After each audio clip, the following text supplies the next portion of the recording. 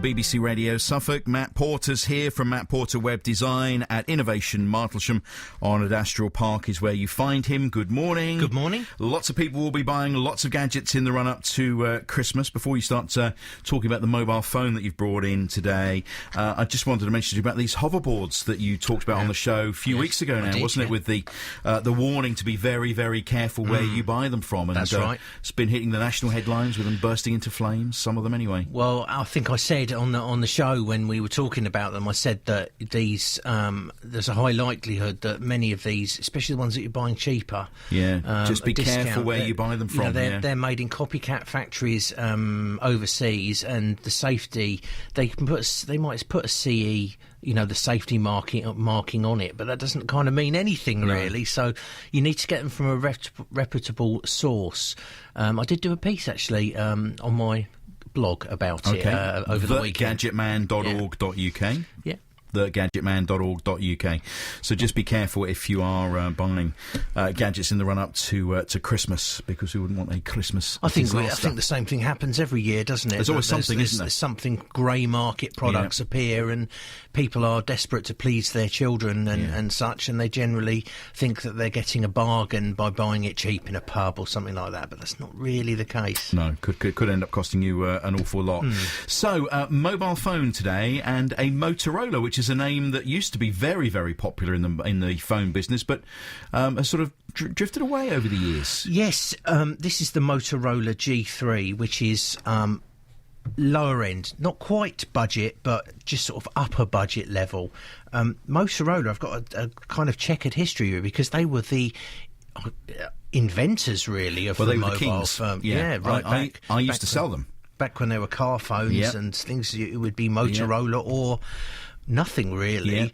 And the 1980s handheld mobile phone that everybody always uses in the pictures was the 8500X, the grey one with the rubber aerial on. That's right. You always see the yuppies with their braces. That's it. In photographs. That was all Motorola. Wasn't it? They were one of the UK based, I believe, Motorola for a long time. Swindon way. Yes.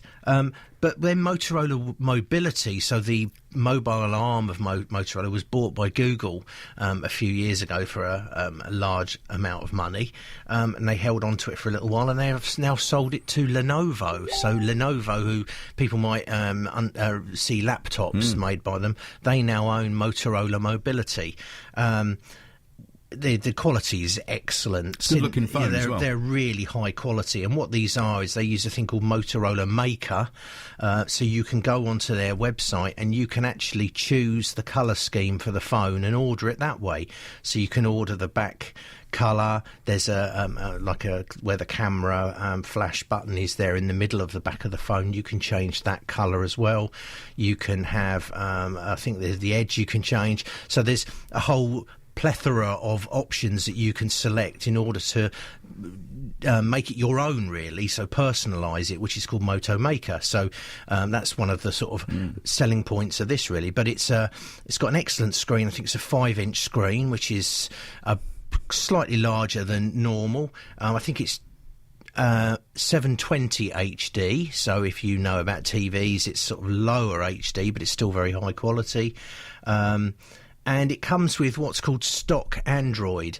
A lot of mobile phones with Android on them, a lot of the manufacturers, they put their own skin on them to make them look like they belong to, I don't know, Samsung, HTC, etc. But what they've done with this is just left it with stock Android. So that's how Google intended it, which is quite good because it's quite snappy. This particular one is a 4G phone, so it's super fast if you pay for the 4G data. It's fascinating. So many people are saying to me now that actually the 4G, if you can get a 4G signal, is much quicker than actually using your home broadband. Yeah, I can see that's probably. I mean, there's 4G plus now, so they're even quicker. But if you're lucky enough to find a 4G signal, a good strong 4G signal, I think there's one down Norwich Road in Ipswich, I believe. Yep. That's particularly good. In various locations, I think around here as well. If you can get a 4G signal, then you get extremely fast internet. The thing you have to be wary of really is that if you are going to be using 4G, you're going to be gobbling up data a lot quicker than what you would have been. So if you're watching videos, streaming videos, all of those kind of things, it will eat into your plan. And consequently, looking at the different plans available over the weekend, I noticed they're quite expensive now. All the prices seem to have gone up because they're including a large amount of data. So you have to be wary of these things as well. Shop around. Yeah. So Motorola, good basic phone. Yeah, it's a great phone actually. Value for money is exceptional. It's about £169 to buy. Yeah. So that's not on contract. So sometimes it's better to go and get a SIM-only deal and then go and buy the handset, and at least you then know you own it, and then your monthly rental will come down significantly. Because if you think if this is £169, a high-end Apple phone, iPhone, is going to be in the realms of £650 to £700, and you're paying for that in so your you'll be plan, paying for that over your 2-year contract. So hence the price. So yeah. Okay, all right, interesting stuff. You've just given me inspiration for a Throwback Thursday. Hello next door, Throwback Thursday. My first mobile phone. There we are. We'll do that one Thursday. That's a good idea, because I think they will be huge. Yes. Bricks. Yeah, I had an NEC P1, I think, was my first phone, and that was almost unbreakable. You could drop it and it would bounce. It was just so solid, so well made. Of course, these are now all glass. Shall I tell you my claim to fame about Motorola phones? Yes. I sold the very first Motorola flip phone, the ones that used to flip down at the front a little. Yeah. It was a 9800X. I sold the first one in the UK. How much do you think for? Come on, play the game. Dear listener, play the game with me too. Play the game. How much did I sell that first Motorola 9800X for? You want me to come up with £800? Oh, way off. Was I? Keep going. £1,200. Keep going. Really? Keep going. What, £2,000? Keep going. Oh my goodness! Right, okay. Keep going. 3,000? Bit more. 3,200. Oh, a little bit more. 3,300. A little more. 3,500. Correct. Blimey. Plus VAT. Goodness me, that's £3,500 plus VAT for a mobile phone. Can you believe it? The guy desperately wanted this first one. Goodness me. So we sold it to him. And then about 6 weeks later, sold two, and they were £1,500 each. Right. So, incredible, isn't it? It is really, yeah. It's scary. I think that we're kind of lucky now that they're so inexpensive.